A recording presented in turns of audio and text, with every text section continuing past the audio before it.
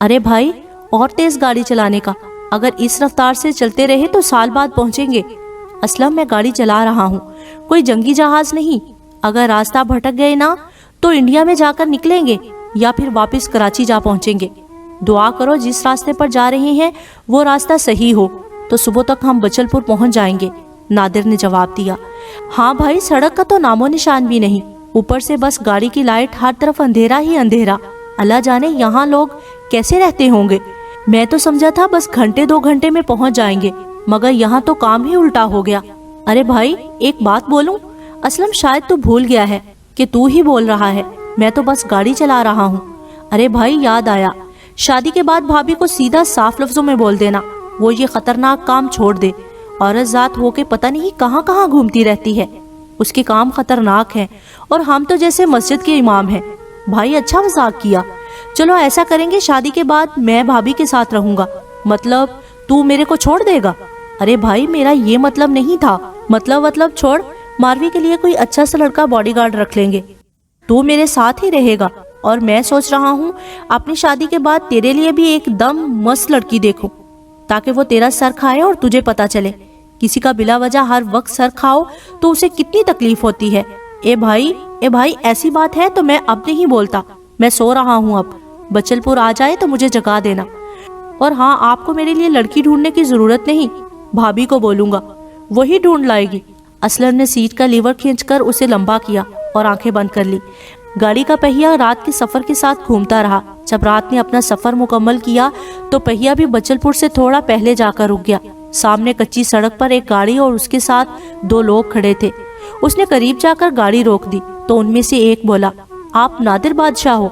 उसने असबात में सर हिलाया तो वो बोला, मेरा नाम शब्बीर हुसैन है, मैं मारवी मैडम के साथ यहाँ आया था और मैंने ही आपको कॉल की थी।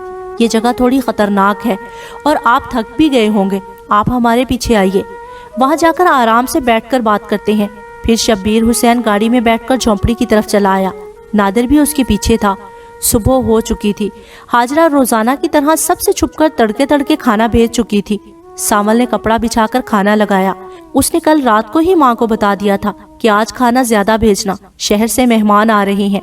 असलम तो हैरानी के साथ इर्द गिर्द का माहौल देख रहा था। पहले तो उसे लगा कि वो रास्ता भूलकर किसी वीराने में आ गए हैं, मगर सामल और शब्बीर हुसैन की बातें सुनकर वो समझ गया कि वो अपनी मंजिल पर पहुंच चुके हैं। खाना खाने के बाद नादर ने शब्बीर हुसैन से मारवी के बारे में पूछा तो उसने बचलपुर में आने की वजह से लेकर पेश आए सारे वाकयात एक के बाद एक सुना दिए। तो ऐसा है ये बचल, तुम लोग यहीं ठहरो, हम हवेली चलते हैं। नहीं नादिर, रुक जाओ। इंसान बहादुर हो सकता है, दलेर हो सकता है, मगर बंदूक से निकली हुई गोली ये नहीं पूछती कि तुम कितने बहादुर हो। ऐसी हजारों गोलियां हवेली में तुम्हारा इंतजार कर रही होंगी। वहां जाना भी हो तो संभल कर जाओ। इस सिलसिले में सामल तुम्हारी मदद कर सकता है। ये यहाँ के हर फर्द और हर रास्ते से बाखबर है। अदा साईं, मुझे अदी की सहेलियों से इस बारे में कोई खबर मिल सकती है। वो आजकल हवेली में काम करती हैं और रोज हवेली आती जाती हैं। ठीक है सामल, तुम्हारे पास आज का दिन है, जो मालूम करना हो कर आओ, वरना मैं अपने तरीके से हवेली में घुस जाऊंगा। उस बच्चल के बच्चे को अब कुत्ते की मौत मरना होगा। बहुत जुल्म कर लिए उसने। सुरैया बेगम, अपने लाडले की करतूतें देखो। चोरों की तरह बच्चल की हवेली में जा घुसा और वो भी उसकी इज्जत लूटने। मैं कहता हूँ क्या जरूरत थी इसे ऐसा करने की? अगर वो तुम्हें उसी वक्त कत्ल कर देता तो ये उसका हक था, मगर उसने तुम्हें जिंदा छोड़कर मुझे सारी जिंदगी के लिए अपना गुलाम बना लिया। उसका ये एहसान काले नाग की तरह मेरे सर पर फन फैलाए मरते दम तक रहेगा। दिल करता है अपने हाथों से तेरे जिस्म में गोलियां उतार दूं, खत्म कर दूं तेरा वजूद। साईं से माफ कर दे, बच्चा है ये, गलती कर बैठा, आइंदा नहीं करेगा कोई गलत काम। तुम इसकी वकालत मत करो सुरैया बेगम, तुम्हारे लाड प्यार ने इसे आज यहाँ तक आन पहुँचाया है। बाबा साईं मार दो मुझे, मैं और मेरी मोहब्बत 2 सरदारों की अना और जिद के बीच फंस गई है। मुझे रानी के बगैर अपनी ये जिंदगी काबिल कबूल नहीं। खुदा के लिए मुझे मार दो। मैं आपकी नज़रों में मुजरम और रानी की नज़रों में बुज़दिल बनकर कभी भी जिंदा नहीं रह सकूंगा। मेरा ज़मीर मुझे कभी सुकून से बैठने नहीं देगा। ताहिर बाप के कदमों में गिरकर मिन्नत समाजत करते हुए बोला। उसकी आंखों से आंसू निकल रहे थे। बकवास बंद करो अपनी और मेरी बात कान खोल कर सुन लो। अब बचलपुर की तरफ भूल कर भी मत जाना। साईं बच्चन ने रानी तक पहुंचने के तुम्हारे सब रास्ते बंद कर दिए हैं। उसने रानी का निकाह कुरान से पढ़ा दिया है। अब रानी मुकद्दस किताब की अमानत है। अगर तुमने हमारे बुजुर्गों के रस्मो रवाज तोड़ने की कोशिश की तो मैं भूल जाऊंगा कि तुम मेरे बेटे हो। साईं दिलावर ताहिर को गुस्से में समझाकर बाहर चला गया। अम्मा सैन, बाबा नहीं समझते, आप समझ जाओ। मैं रानी को यूं अकेला नहीं छोड़ सकता, उसको मेरी जरूरत है। मैं वहाँ जरूर जाऊंगा, भले मुझे साईं दिलावर मार दे या साईं बच्चन। ताहिर, अब उसका निकाह हो गया है मेरे बेटे। अगर अब तू वहाँ गया तो साईं बच्चन तुम्हें कारी करार देकर मार डालेगा। मुझे इस उम्र में अपना गम ना दे। मैं तुम्हारे लिए रानी से भी ज्यादा खूबसूरत लड़की ढूंढ कर लाऊंगी। उसके हुस्न में तुम खोकर रानी को भूल जाओगे। माँ मोहब्बत भूलने वाली नहीं होती, ये तो रूहों में रच बस जाती है। जिस्म कट जाते हैं, मिट जाते हैं, मगर मोहब्बत महकती रहती है। मैं रानी को वहाँ से जरूर निकाल कर ले जाऊंगा। मैं उसे इन झूठी रीत रिवाजों का शिकार नहीं होने दूंगा। हम क्यों अपने प्यार की कुर्बानी दें? कभी नहीं, कभी नहीं। ताहिर सुरैया को सोचों में छोड़कर अपने कमरे में चला गया। सुरैया माँ और बीवी के रिश्तों के बीच बुरी तरह फंस चुकी थी। फातिमा की रात को आंख खुली तो उसने देखा चंद की चारपाई खाली पड़ी है। उसने उठकर इधर उधर देखा, फिर झोंपड़ी के अंदर देखा तो वहां भी कोई नहीं था। वो जल्दी से चंद के बाप की तरफ बढ़ी जो साथ ही चारपाई पर सो रहा था। वाहिद बख्श जल्दी उठो, चंद नजर नहीं आ रहा, कहीं चला गया है रात के अंधेरे में। क्या कह रही हो फातिमा? कहाँ जा सकता है? कहीं जा सकता होता तो फिक्र की क्या जरूरत थी? उसकी हालत ऐसी है कि वो कुएं में छलांग लगा दे तो उसे कोई खबर ना हो। या अल्लाह, मेरा बेटा कहाँ चला गया? उसकी हिफाजत करना। एक दिया तूने जलाया हमारे आंगन में, अब उसकी लौ को खत्म ना होने देना। फातिमा, लालटेन जलाकर मुझे दो। मैं कच्ची सड़क पर उसके कदमों के निशान देखता हूँ। अल्लाह करेगा ज्यादा दूर नहीं गया होगा और यहीं कहीं बैठा होगा। फातिमा ने जल्दी से लालटेन जलाकर शोहर को दी। इतने में वो जूता पहनकर लाठी उठा चुका था। लालटेन थामकर वो जमीन पर कदमों के निशान देखता हुआ दरवाजे तक आया, फिर कच्ची सड़क की तरफ घूम गया। फातिमा दरवाजे पर आकर ही रुक गई थी। रात के अंधेरे में वाहिद बख्श गुम हो चुका था और लालटेन जुगनू की मानंद टिमटिमाते हुए उसे नजर आ रही थी, जिसका रुख बचलपुर की तरफ था। थोड़ी देर बाद लालटेन की रोशनी भी नजर आना बंद हो गई तो परेशान सी होकर दरवाजा बंद करके चारपाई पर आ बैठी। दर्जन भर लोगों के साथ कुत्ते हवेली से निकलते ही जबलपुर वाली सड़क पर दौड़ना शुरू हो गए। मुंह खोले, भौंकते, गुर्राते, जमीन सूंघते कुत्ते जंजीर थामने वालों के हाथों से निकलते हुए महसूस होते। कुत्तों के पीछे पीछे कादिर गाड़ी की रोशनी किए आ रहा था। उसके चेहरे पर परेशानी के आसार नुमायां थे। वो अच्छी तरह जानता था अगर सस्सी उसके हथे न चढ़ी तो बच्चल उसकी बोटियां करके इन्हीं कुत्तों को खिलाएगा। कुत्ते सड़क पर भूस सूंघते दौड़े चले जा रहे थे कि पानी के कुएं पर जाकर रुक गए और जोर जोर से भौंकना शुरू हो गए।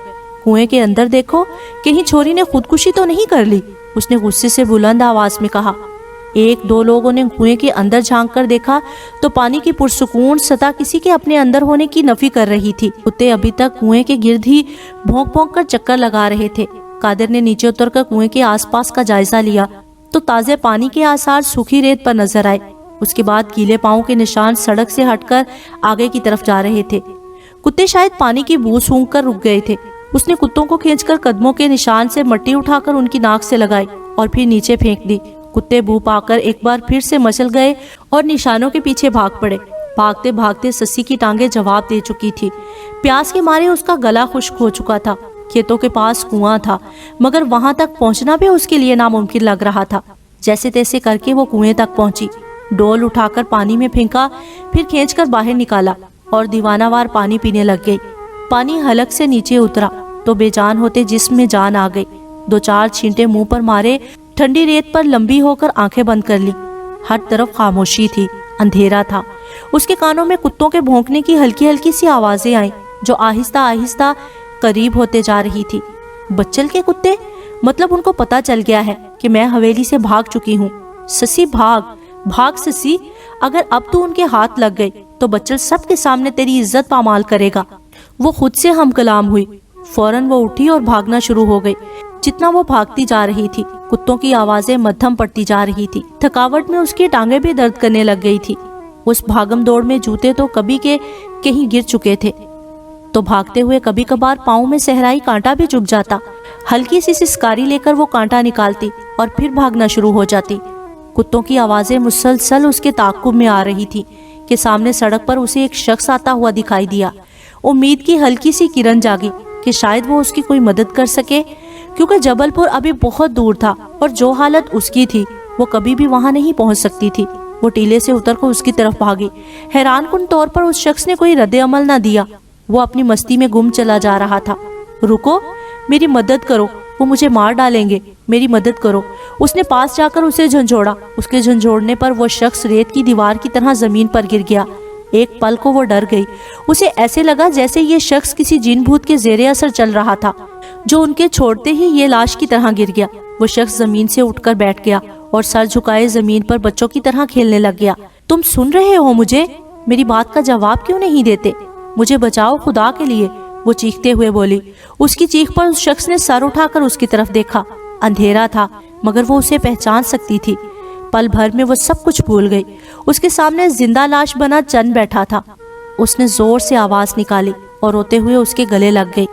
چند، چند، میرے چند، تمہیں کیا ہو گیا؟ کس کی نظر لگ گئی؟ تم بولتے کیوں نہیں؟ دیکھو مجھے غور سے دیکھو، میں تمہاری سسی ہوں، سسی ہوں میں، بولو خدا کے لیے۔ وہ زاروں کی طرح روئے جا رہی تھی اور چند اسے ہونکوں کی طرح دیکھے جا رہا تھا۔ پھر اچانک سے اس کے چہرے پر روشنی پڑی۔ وہ چند کو چھوڑ کر پریشانی میں اٹھ کھڑی ہوئی۔ سامنے سے دو خونخوار کتے زبان لٹکائے بھونکتے ہوئے اس کی طرف نمودار ہوئے۔ اس نے جلدی سے چند کو دھکا دے کر نیچے کھڈے میں گرا دیا۔ وہ سمجھ گئی کہ بچل کے لوگ پہنچ چکے ہیں، اب بھاگنا بیکار ہے۔ اگر وہ چند کو دیکھ لیتے یا تو وہ اسے پکڑ لیتے یا پھر گولی مار دیتے۔ پکڑی گئی چھوری۔ کانچ کی گڑیا کہاں بھاگ کر جا رہی تھی؟ بچل کے ہاتھ بہت لمبے ہیں۔ چھوری، صرف مر کر ان ہاتھوں سے بندہ بچ سکتا ہے، زندہ رہ کر نہیں۔ قادرے کی منحوس آواز اس کے کانوں سے ٹکرائی۔ مونچھوں پر ہاتھ پھیرتے ہوئے وہ درجن بھر لوگوں کے ساتھ اس کے سامنے کھڑا تھا۔ مرے گا، کتے کی موت مرے گا، میرے انہی ہاتھوں سے مرے گا، گلا دباؤں گی تیرا۔ وہ اس کا گلا دبانے کو آگے بڑھی مگر قادر کا زوردار تھپڑ اس کے چہرے پر پڑا اور وہ نیچے گر کر بے ہوش ہو گئی۔ قادرے کی آخری بات جو اس نے سنی تھی، اٹھا لو کمینی کو اور لے چلو حویلی۔ اگر یہ بچل کی امانت نہ ہوتی تو آج ہی اس کی عزت لوٹ لیتا۔ اٹھاؤ اسے اور گاڑی میں ڈالو۔ واحد بخش لالٹن سنبھالے سڑک پر چند کے قدموں کے تازہ نشانوں کا پیچھا کرتے ہوئے اس کے پیچھے پیچھے آ رہا تھا، ساتھ ہی ساتھ اسے آوازیں بھی دیے جا رہا تھا۔ وہ بوڑھا آدمی تھا مگر جتنا تیز چل سکتا تھا وہ چل رہا تھا۔ ایک مقام پر آ کر قدموں کے نشان ختم ہو گئے اور وہاں پر بہت سے قدموں کے نشان کے ساتھ کتوں کے پاؤں کے نشان بھی پڑے تھے۔ یا اللہ، یہ کیا ماجرا ہے؟ ایسے لگتا ہے جیسے یہاں لڑائی ہوئی ہے۔ اتنے میں اس کے کانوں میں کسی کے کراہنے کی آواز آئی اور آواز سنتے ہی وہ پہچان گیا۔ یہ چند کی آواز تھی جو سسی کے دھکے کی وجہ سے نیچے کھڈے میں پڑا تھا۔ لالٹن کی روشنی جو اس نے نیچے کی تو چند وہاں موجود تھا۔ لالٹن کو زمین پر رکھ کر وہ کھڈے میں اترا اور چند کو سہارا دے کر باہر نکالا اور اسے لے کر واپس چل پڑا۔ قادر سسی کو اٹھا کر واپس حویلی لے آیا جہاں بچل بےتابی کے ساتھ ان لوگوں کا انتظار کر رہا تھا۔ سسی کے چہرے پر پانی ڈال کر اسے ہوش میں لایا گیا۔ جب اس نے آنکھیں کھولی تو خود کو کمرے میں پایا۔ سامنے بچل بیٹھا ہوا تھا۔ بچل کو دیکھ کر اس کے چہرے پر نفرت کے آثار ظاہر ہو گئے۔ دیکھ کیا حالت کر لی ہے تو نے اپنی۔ وہ اس کے خون آلود پاؤں کی طرف اشارہ کرتے ہوئے بولا، اپنی ملکہ بنانا چاہتا تھا تم کو۔ تو اگر حکم کرتی تو بچل پر فرض ہوتا کہ وہ تیرے حکم کے آگے سر تسلیم خم کرتا۔ تیری ضد نے تجھے برباد کر دیا ہے۔ وہ کرسی سے اٹھ کر اس کے پاس آ بیٹھا تو وہ اپنے آپ میں سمٹ گئی۔ مت ڈر مجھ سے، خوشی خوشی اپنا آپ میرے حوالے کر دے۔ نہیں نہیں، دور ہو جاؤ مجھ سے، گناہ ہے یہ، میں چند کی امانت ہوں۔ وہ پاگل لڑکا، ہاں تو اس کا مقابلہ بچل سے کر رہی ہے۔ بچل مالک ہے پورے بچل پور کا، وہ گلیوں کی خاک چھاننے والا۔ میرے پاس تمہیں دینے کے لیے بہت کچھ ہے، اس کے پاس تمہیں پیٹ بھر کر کھلانے کو کھانا نہیں۔ یہ جوانی، یہ خوبصورت جسم اس پاگل کے لیے نہیں ہو سکتا۔ تمہیں فخر ہونا چاہیے، بچل کا دل تم پر آیا ہے۔ یہ خوبصورت جسم، ہاں یہ میری جوانی، میں برباد کر دوں گی اسے۔ یہ میرا اور میرے پیار کا دشمن ہے، میں اسے ختم کر دوں گی۔ سسی نے اٹھ کر دیواروں پر سر مارنا شروع کر دیا۔ بچل آنکھیں پھاڑے اسے دیکھے جا رہا تھا۔ سسی یوں ہی سر مارتے مارتے گر کر بے ہوش ہو گئی۔ بچل دانت پیستا ہوا کمرے سے باہر نکل گیا۔ عجیب لڑکی ہے قادر، یہ میری بات نہیں مانے گی۔ دل کرتا ہے بندوق کی ساری گولیاں اس کے سینے میں اتار دوں جس میں وہ چھوڑا بیٹھا ہوا ہے۔ سائیں آپ اپنا خیال رکھیں، غصہ مت کریں، ابھی تو وہ شہر والی چھوری بھی پڑی ہوئی ہے اور اپنے پاس دیسی مال بھی باقی ہے۔ جھمری، او جھمری، جاؤ سندوری کو بلا کر تو لاؤ۔ اسے کہو سائیں تمہیں بلا رہے ہیں۔